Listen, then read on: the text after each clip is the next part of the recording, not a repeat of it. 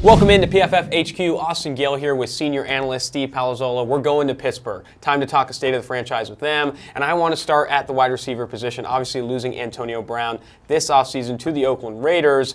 They're looking for a replacement there. They have Juju Smith-Schuster. He'll be the number one. He got close to 150 targets last year. He's still going to get a similar volume. But outside of him, someone else has to step up. Antonio Brown also got almost 150 targets last year. Someone has to fill that role. Of the group they have now, who are you thinking?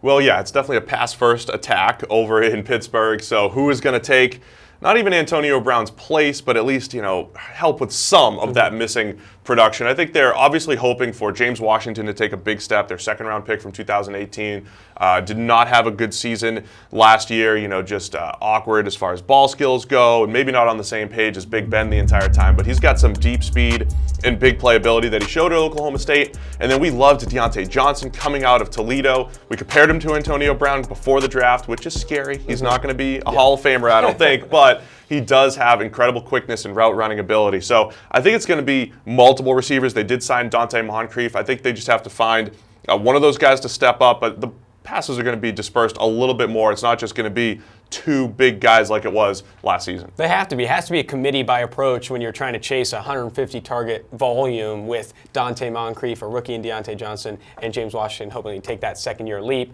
Staying in the passing game but going to the defensive side of the ball, cornerbacks, this secondary has been a question mark in the past. It's maybe a weakness for them, but they've made some additions. Steven Nelson coming in free agency. They added Justin Lane out of Michigan State. Joe Hayden, surprisingly late in his career, is still putting together plus play. Is this secondary not as much as a weakness as maybe some are making it out to be? Yeah, I really think this has been an issue in Pittsburgh for 6 or 7 years now, is really figuring out the back seven and the pass rush and all these parts of the defense that used to just be Steeler football. You used to know them as a team that was going to get after you and cover well on the back end. I think it could be their best secondary in a while. Hayden has played good football. Steven Nelson is at least solid. He was attacked a ton last year in Kansas City and at least held up pretty well for a guy that was targeted down the field as often as he was. Mike Hilton, one of the best slot corners in the NFL. And when you look at Justin Lane, a guy that we really liked out of Michigan State, we said, hey, he's a zone type of corner. That's a good fit for Pittsburgh's scheme. So I think they've got better options back there than they've had in the past. Artie Burns had really struggled